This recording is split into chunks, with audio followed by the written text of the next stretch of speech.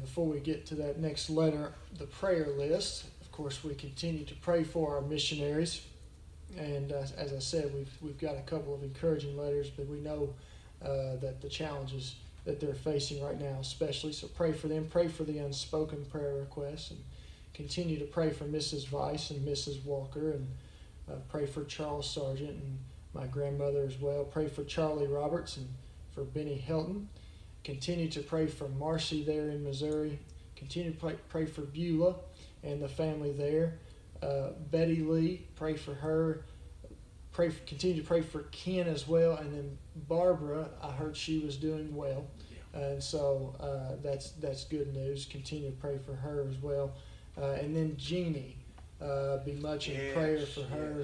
I think she's going to go into another surgery Friday maybe and have to be there all weekend in the hospital and so on. So she needs our prayers, especially right now. So pray for her and the family.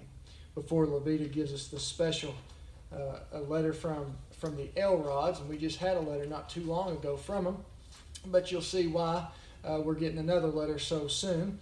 He says, "Dear friends, thank you for the faithful love and support for our family in the ministry in India. We praise the Lord for how He's been continuing to work in the ministry in India." He says, "As you've been seeing in our past several prayer letters, I've asked you to pray for the Raj Kumar's family. Since the lockdown in India started, we've been meeting," he says in quotations, "online for Bible study a few times a week. Just the other day, after finishing teaching from Galatians 3, Raj Kumar's mother and sister both put their trust in Jesus Christ." Amen. And he's got a picture here of him. He says, "Praise the Lord.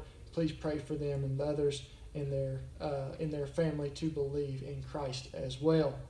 He says, "We're looking forward to the day we can get back to India and continue the work that God's called us to do.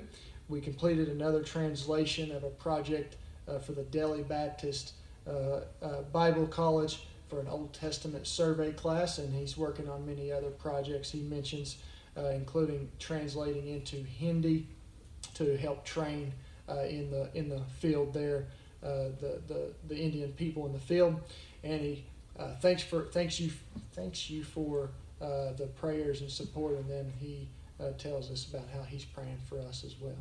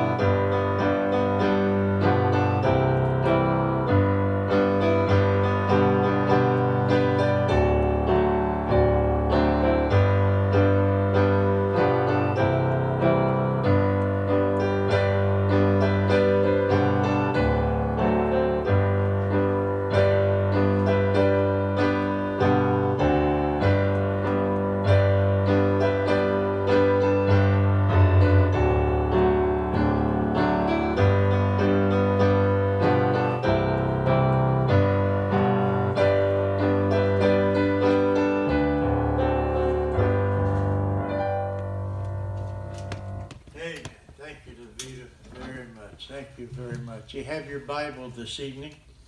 Turn with me to 1 Kings in chapter 17. 1 Kings in chapter 17. We got a new air conditioner yesterday, and so probably some bugs in it. We'll have to try to work them out. I think. I don't know anything about it, but anyhow, we'll see if everything goes all right. And I also want you to pray for our missionaries. I've received a letter yesterday, the Liggett family. We've supported them for years. And they first went to Italy. When they were here, while they were going to Italy, they have resigned. And they've taken a church in New Mexico. I think that's where it is. If I'm not mistaken, I just sitting there thinking, if I'm not mistaken, that makes 3 missionary families that have resigned. It's tough out there, folks. And one called me today and was talking to me, and he said for 2 solid months, they were not able to go into a church and preach. 2 solid months. And these are people that are out here on faith, okay? They are trusting in the churches to help them in this here, whether you support them or not. And it's a tough time in this here. And we need to pray for some of our people haven't been to church for months. And so pray for them. Pray that they'll get back into church. One of the safest places there is your local church that is sanitizing the pews and all of this here. But you hear about how awful it is in the church and things, but you don't hear about the demonstrations, the rioting, the looting, the burning and stuff. And I better stop there. I'll get into trouble. You'll notice in verse 1, you're going to find that whenever a nation, and you'll see this time and time and time again in the Bible, when a nation falls into sin or goes into idolatry, God always raises up a prophet, a man of God, to up and teach to them and try to bring them out of this predicament in this here. You're going to find in verse 1 a guy by the name of Elijah. He just banged, there he is. We know nothing else about him. We just picked him up in verse 1, and there he is. Now, you and I are going to see in chapter 17, and I'm going to try to go through as much of the chapter as I can tonight. I've always thought about Elijah as a man of great faith, a man of great courage, okay? James tells us in James in chapter 5 and verse 17, and this is what this is a good one. He said he's a man of like passion like we. In other words, he can make mistakes. He can have weak faith and so on, and you'll see that weak faith in chapter 19 in this here. So in order for God to bless Elijah, in order for God to help Elijah in this here, and for him to be able to accomplish the things that he's going to accomplish in 17, in verse 1, he's got to obey. Okay? Now watch what the Lord said. And Elijah the Tishbite, who was in the inhabitants of Gilead, said unto Ahab, As the Lord God of Israel liveth, before whom I stand, there shall not be dew nor rain these years, but according to my word. So he's going to go to Elijah, or he's going to go to Ahab in this here. And the first thing, and we'll see this, but we'll also see it in the woman later on in this here. If you want God to help you, you want God to open doors and to bless, we've got to be obedient to what God says. Now, of all the things that God could bring upon this people here, God is going to say, I'm not going to let it rain in these days, in this here. And so a lack of rain is going to be a punishment that the Lord is going to send upon the people here. You don't have to turn, but in Numbers or in Deuteronomy in chapter 11, beginning in verse 13, listen to Moses. And it shall come to pass, if you shall hearken diligently unto my commandments, which I command you this day, to one, love the Lord your God, and to serve him with all your heart and with all your soul. Now you'll see that a time or two in the New Testament.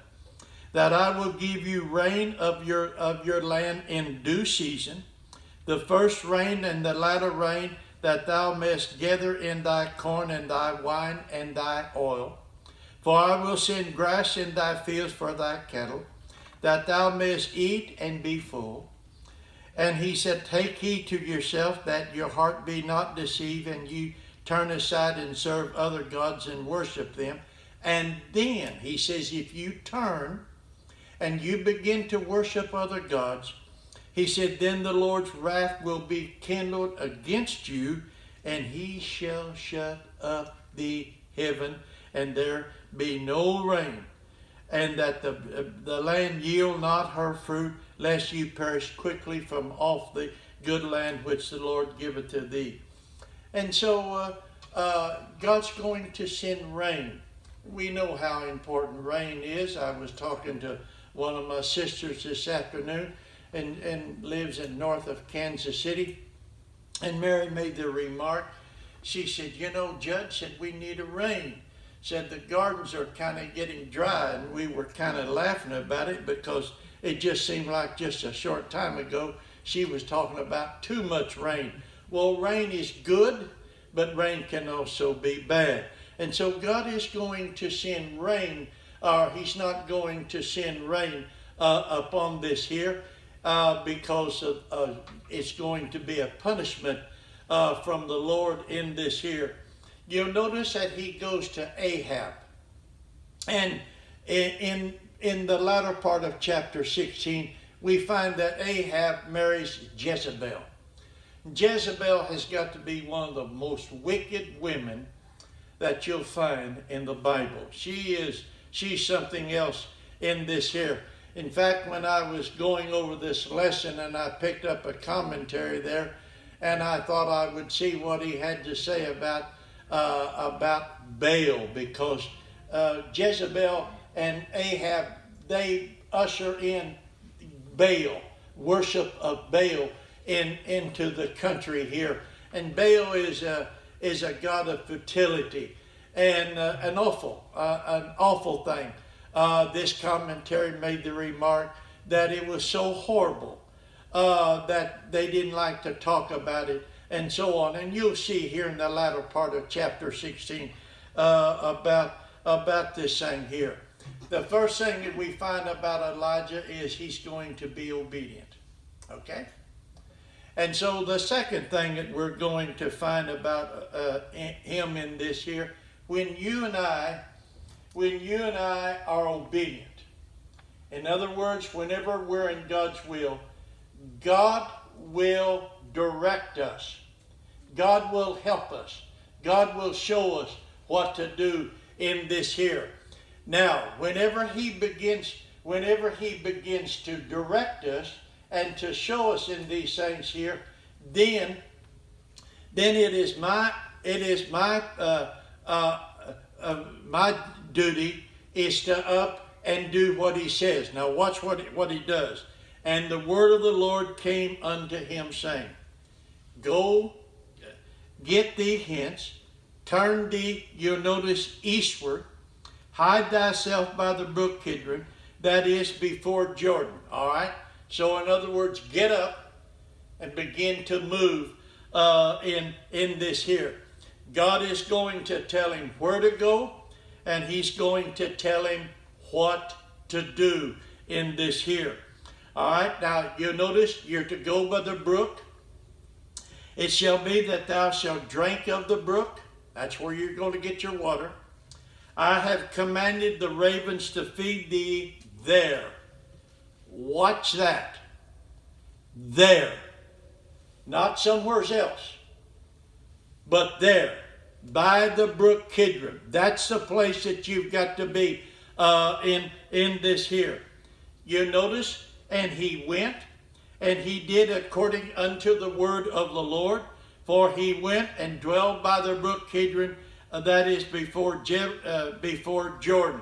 We'll stop there for just a moment in this here. Listen to what David had to say over in Psalms in chapter 37. Maybe you ought to turn there with me and listen to what David tells us in Psalms in chapter 37 in verse 3, 4, 5, and 6 in this here. Listen to what he says. Trust in the Lord. Do good. And he said, so shalt thou dwell in the land, and verily thou shalt be fed. Now watch it. Trust. Do. All right. And he said, delight thyself also in the Lord. He shall give thee the desires of thy heart. Commit thy ways unto the Lord.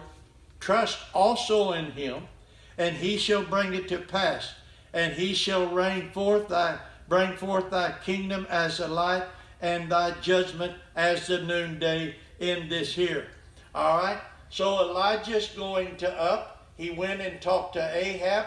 Now Elijah's going to go, and he's going to go down by the brook Kidron in this here.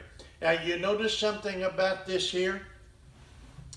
Now God withdraws Elijah's ministry from Israel, and you're going to notice that he ups and sends him to another place.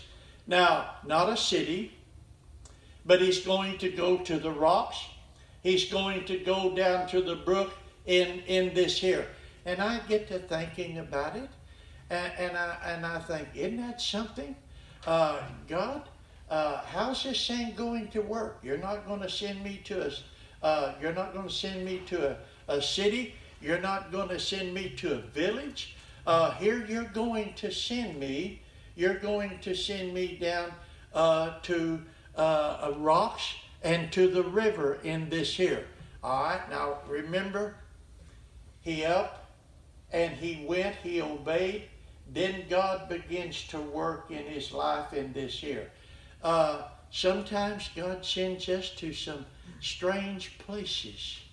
Sometimes he asks us to do some strange things in this here. And I look at this and I think about, isn't that a deal here? You're going to send him down to the brook. Now watch it in this here. And the raven, okay? The raven is the first bird that you're going to see mentioned in the Word of God. I think it's in Genesis in chapter 8 in this here. Now, we sometimes whenever God begins to work in our lives and we're submissive to him, I'm not kidding you. You don't always understand everything, but oh, you talk about sweet. It is so sweet sometimes whenever you're in God's will and you're letting the Lord lead you in this, and you look at, I'm speculating with Elijah, and I'm thinking Elijah could say, why, Lord, are you sending me to the rocks? Why are you sending me down to the brook? And why have you told me, stay there? Stay there. What is there? In this here, how long do you want me to stay there? Well, we know the reason he's sending there is to protect Elijah in this here, because he's confronted Ahab with some tough stuff in this here. It's not going to rain. and it's not going to rain. There's not even going to be any dew for 3 years. And you and I know in James and other places that it talks about the 3 years in this here. But then I think about the raven, and here I am again, and I'm trying to make it soft. I'm trying to make it easy on Elijah. And sometimes when we're in His will, it's not easy. It can be difficult. And I look here and I think, Lord, why didn't you have the dove? Why didn't you have the dove to bring the bread and the meat to Elijah? Why did the dove is a bird that we think a lot of and things like this here? But you chose a raven. Well, a raven is a scavenger. In this thing here, a raven is an unclean bird in the Bible. In this here, and somebody made this remark about a raven in this here. Often the raven is viewed as a bird of evil omen in this here. But to Elijah, it's going to be a symbol of greatness for Elijah in this here. Because the raven is going to bring him, notice here, brought him bread and flesh, in other words, meat in the morning, bread and flesh in the evening, and he drank of the brook. Now, when you stop and you think about that, that's about all man needs. Water, bread, and meat. That's about all that he needs in this here. And Elijah is going to enjoy this here. And he's going to hide in the rocks and so on in this here. Now, you notice that God gave him water. He gave him bread. He gave him milk, or he gave him meat in this here. And I look at this and I say, you know why God supplied all that? The essential things that he needs? Because he's in God's will. He's where God wants him at. He is there. And he's going to stay there until God tells him to move in this here. And then there's going to come a time that the brook is going to dry up. And I've thought many times about, whenever I've studied this, about every day Elijah would go down to the brook. And every day he could, because it hadn't rained now, it hadn't rained for a long time. And every time he goes down to the brook, he can see that there's less water in the brook today than there was yesterday. And yet, he is commanded to stay there. To stay there. All right? Now, as I say, whenever we start studying Elijah, we find he's a man of great faith, a man of great courage.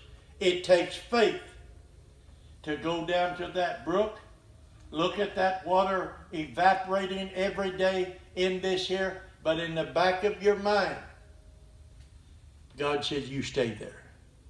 You stay there. Then the next verse, in verse 7, it came to pass, after a while, that the brook dried up. And because there had been no rain in the land in this here. There's two things that call to my mind about this. I could look at this and I could say, because the brook dried up, was it because Elijah sinned? Whenever things happen to us sometimes, difficulties come to us, do we not stop sometimes and think, what did I do wrong? What sin did I commit? What was wrong in this here that this has come upon me? No, Elijah hadn't sinned. Elijah hadn't done anything wrong. Elijah is where God told him to go. Elijah is staying there. This is what God told him to do. You stay there. Don't move around. You stay there in this here. So we could rule that out, that Elijah did not sin. That's not the reason why the brook dried up. But we know this. We're familiar enough with the Word of God. Whenever the brook dried up, and God is the one that's going to allow it to dry up, there's got to be a reason. Nothing happens by accident. There's a reason why that this here. So we could look and we could see another thing here. Could it be maybe Elijah did not sin, but could it be that Elijah got out of God's will? Because when we get out of God's will, God sometimes has to bring things upon us to get us back.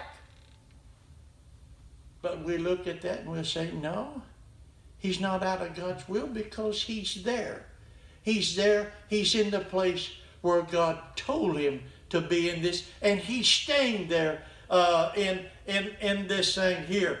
So I look at this and I think it simply means that God had another thing for Elijah to do. You've accomplished this, Elijah. Now I'm going to move you to another place in this here. As long as he could go down to the brook, he's going to stay there. And why not? Because this is what God told him to do. As long as the ravens bring him the meat and the bread, he can stay there. There's nothing wrong in this here. But you'll notice it came to pass. God had something else for him to do.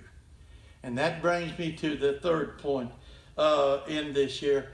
God's Bible, the Bible, always leads us. It always leads us in the right direction at the right time. Matthew Henry in his commentary says this: God may seem slow, but God is always on time. And how many times have you and I thought, God, don't you know where I'm at? Have you forgot? Have you forgot about me in this? Do you not know the predicament that I'm in this here? All right, now number one, he obeyed. Number two, he's going to let God lead him, tell him where to go and what to do there. The third thing we're going to find in this, and this is kind of an interesting thing in this here, is that God is going to send him to a place called Zarephath. You see that in verse 8 in this here? All right, now, whenever the brook dries up in this here, and the word of the Lord came unto him, saying in this here. Now, he's going to be listening. He's going to be wondering because the brook has dried up. He doesn't have any water there anymore. And so he's going to be tuned in with God in this thing here. And the Lord is going to say, arise, get up, Elijah. Go thee to Zarephath. The word Zarephath means a refining in this.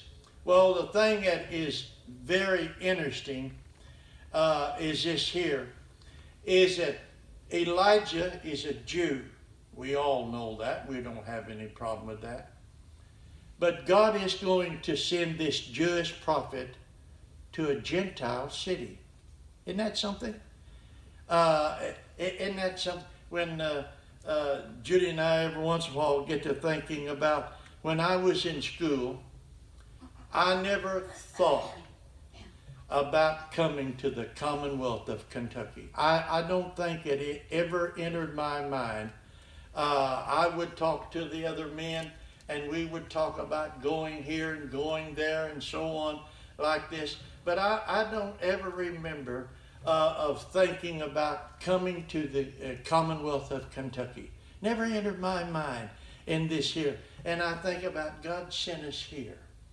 And uh, and you know, to think about an old Missourian coming to a place called Kentucky in this here.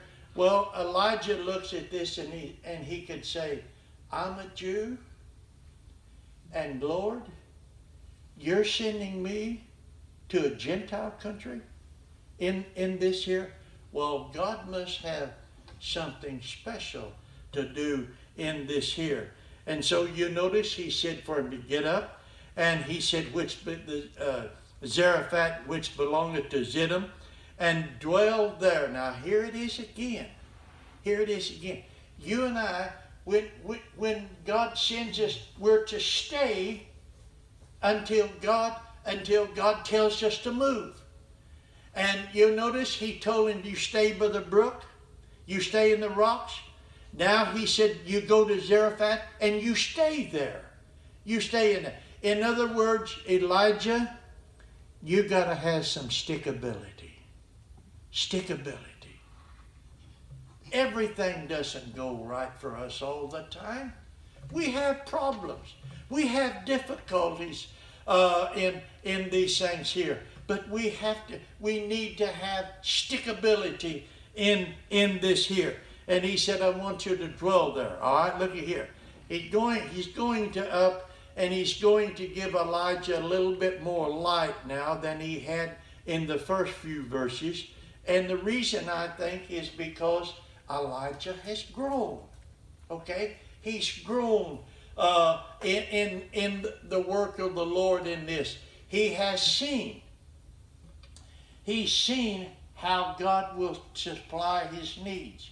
He's seen that God sent him bread, sent him meat. Of all things to bring it is a raven. And he's seen the water in this. So he's got to grow spiritually in this here. Now he said in verse 8, I have commanded a widow woman there to sustain thee. You'll notice in verse 8, dwell there. The latter part, the woman there to sustain thee. This woman ain't going to take care of you somewhere else. You got to be there. You got to be there in this here. All right. Now he got up a while ago and he went to the rocks. Now he's going to have to get up again.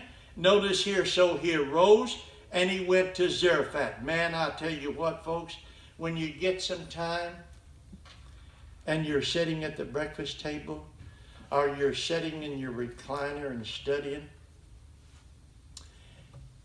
ponder upon this for a while. This will bless your heart. There's no way that I could bring everything out in this here. And you'll find this, and I've said this to you many times. Say in the morning, you read chapter 17. Okay? And then Friday morning, you sit down again and read it again. And see the things that you seen Friday that you did not see Thursday. You know why? Because this book is alive. It's real. This book is inspired of God in this here. And there's no telling how many times I have thought or I've taught from this here. But every time I've learned something new in this thing here. Now, number one is we got to obey him. Number two, we got to let him tell us where to go, what to do. And he'll do this. He'll do this. And then he might up and he might say to us, I want you to do something that maybe you don't like to do. Maybe it's not the greatest thing for you that I want you to, that I'm going to ask you to do in this here. So look at verse 8 or verse 10. So he arose. He went to Zarephath. And when he came to the gate of the city, behold, the widow was there gathering of sticks. All right, we're going to see why. And he called to her and said, fetch me, I pray thee, a little water in a vessel, that I may drink in this here. And as she was going to fetch it, he called to her and said, "Bring me, I pray thee, a morsel of bread in thy hand." And she said, "As the Lord thy God liveth, I have not a cake, but a handful of meat in a meal, and a little oil in the cruse. And behold, I am gathering 2 sticks, that I may go in, dress it for me and my son, that we may eat it and die." Stop. I can't imagine what Elijah must have felt. God says, "I want you to go to Zarephath. I want you to go to that widow lady, and I want you to and she's going to be gathering sticks and so on like this here. And I want you to up and tell her that you want a cake and so on." And I can imagine him thinking about it. But this woman is getting ready to fix her final meal, and her son are planning on dying. And Lord, you want me to tell her to fix me something? You want me to do this? This is what God told him to do in this here.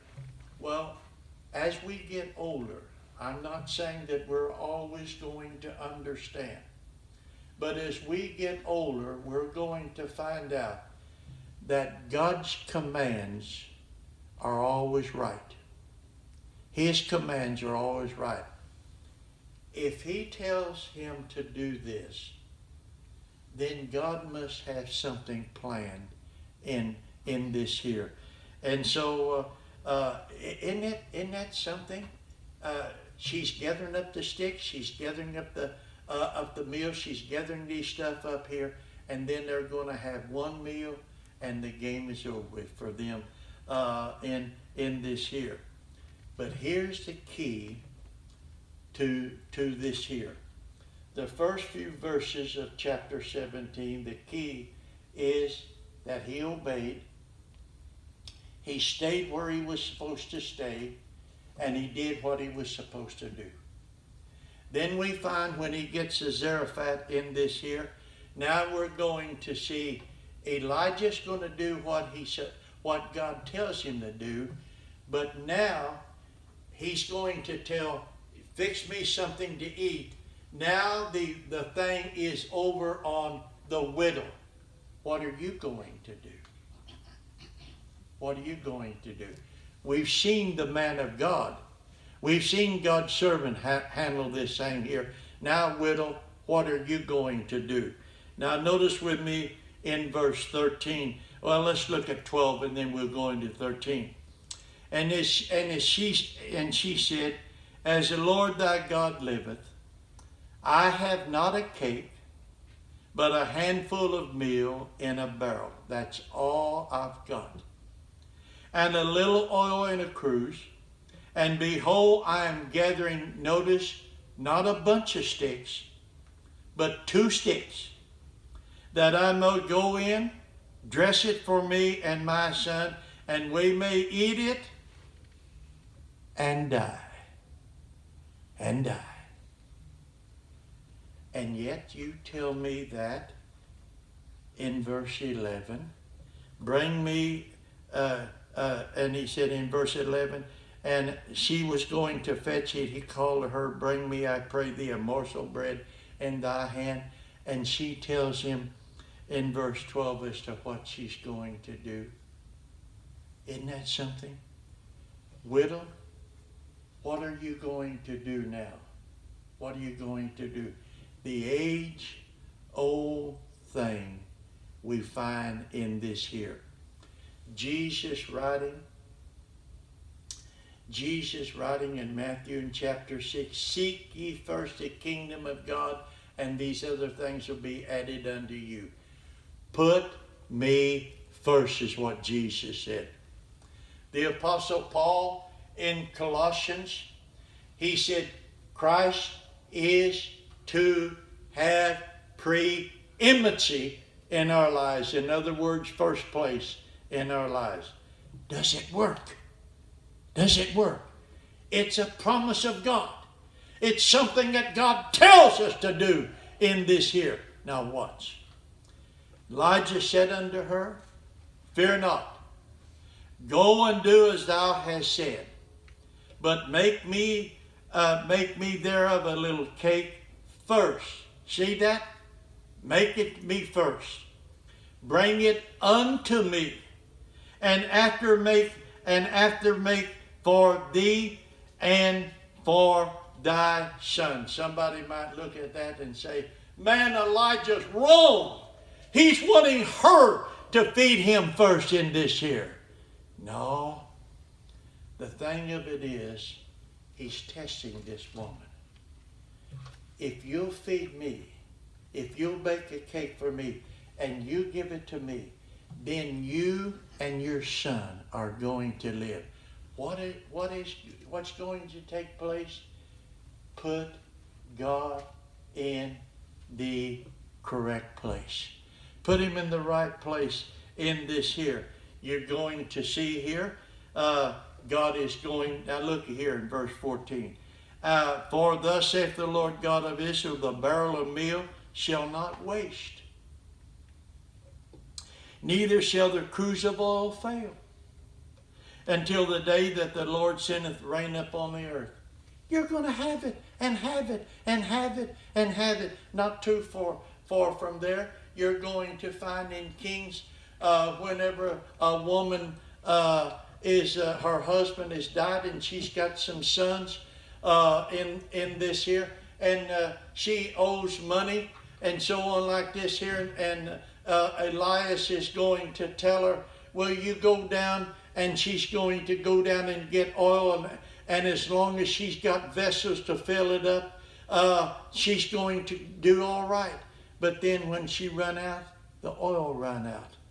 You and I are to put him first. Put him first in this here. Oh, how precious is this. Now look at this.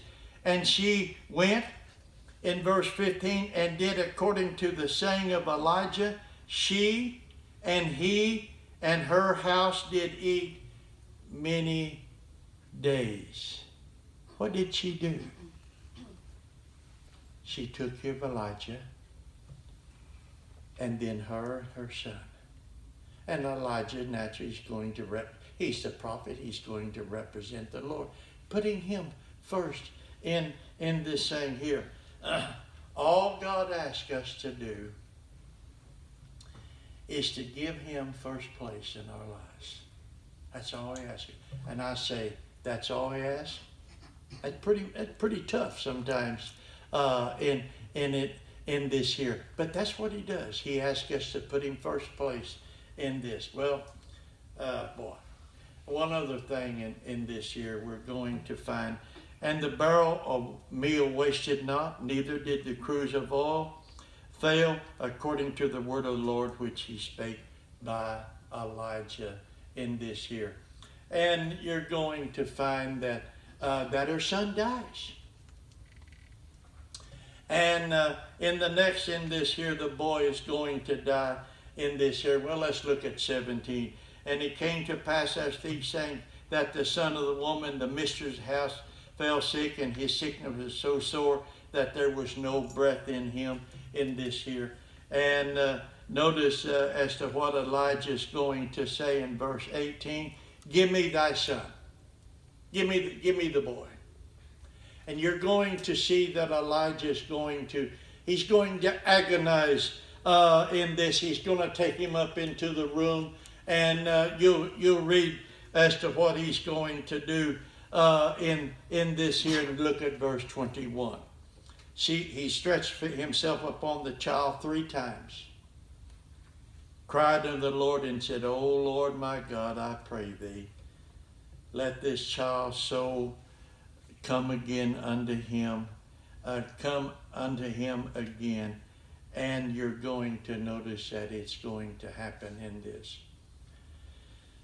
Tough chapter. a good chapter, a chapter that anybody can understand if we'll just up and obey Him. And when we obey Him, listen to what He tells us to do and to go, and God will take care of the rest. If we'll just get in God's will, in God's place, and stay there, God will bless and God will help us. Pray for your missionaries. Pray for one another. Pray for one another. In this year, we're living in a discouraging time, people. In this year, and bless the people's hearts that haven't been to church in months. They're missing something. They're missing a lot of things in this year. And Paul tells us that we are to assembling ourselves together in this year. Pray for the sick and the many people. Let's stand and have a word of prayer. Jazz dismisses. Heavenly Father, Lord, we come to you this evening, Lord, again, thankful to be here in your house. And thankful for the message we've heard, God. We thank you for the encouraging letters from the missionaries. But, Lord, we pray for those that are facing those struggles out on the field right now. We just pray for encouragement for them, safety and health, God. Lord, we do pray for those names on the prayer list, and especially Jeannie, God, there in Missouri. We just pray for her and lift her up to you, God, and put her in your hands, and we pray for all of them, Lord, that just need you to touch them, Lord. And, we hope that they'll look to you for what they need, Lord. Lord, again, we thank you for this message, God. I just pray, Lord, that we can stick with you and keep you number one, Lord, and just trust that your will is the only and the right way, God, and we know, Lord, that you'll take care of all these things that are going on right now, God. Lord, we pray for the unsaved. We pray to see souls saved here, Lord. And, we ask that you be with those that haven't been out, God, that you'll just touch them in some way, Lord. And we just pray all these things in your name. Amen.